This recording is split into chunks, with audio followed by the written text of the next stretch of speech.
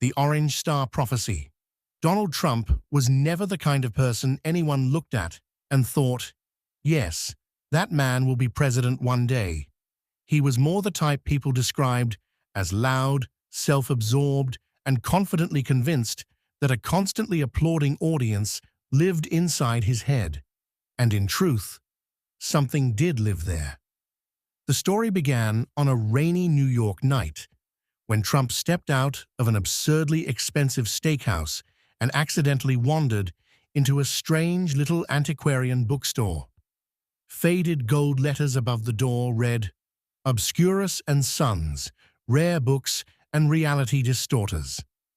Trump didn't normally enter bookstores, but that evening, his inner voice, which usually only repeated, "You're amazing, Donald," whispered something different.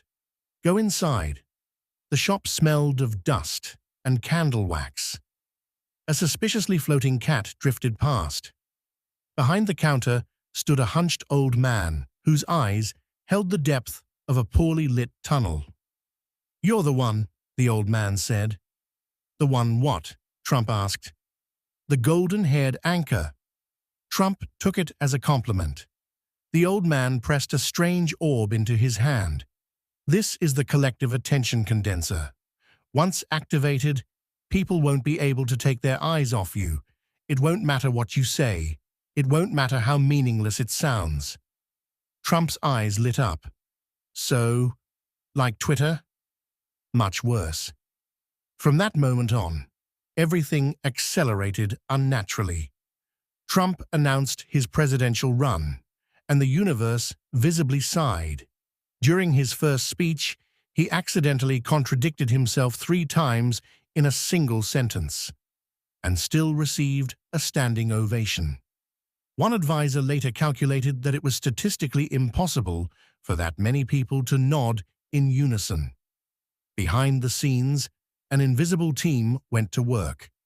An astrologer who timed scandals according to Mars alignments, a former TV producer who mentally edited every sentence with dramatic pauses, 3 tech majors from Silicon Valley, and a vague entity known only as Mother Algorithm Trump himself, mostly just repeated, "It's going to be huge, the biggest, believe me."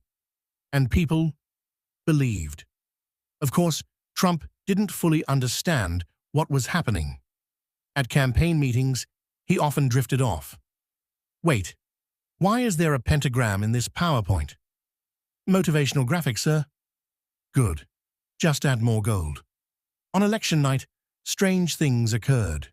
Orange clouds drifted over New York. In Washington, clocks froze for 5 minutes. In a small Ohio town, a parrot spoke, "Make America metaphysical again."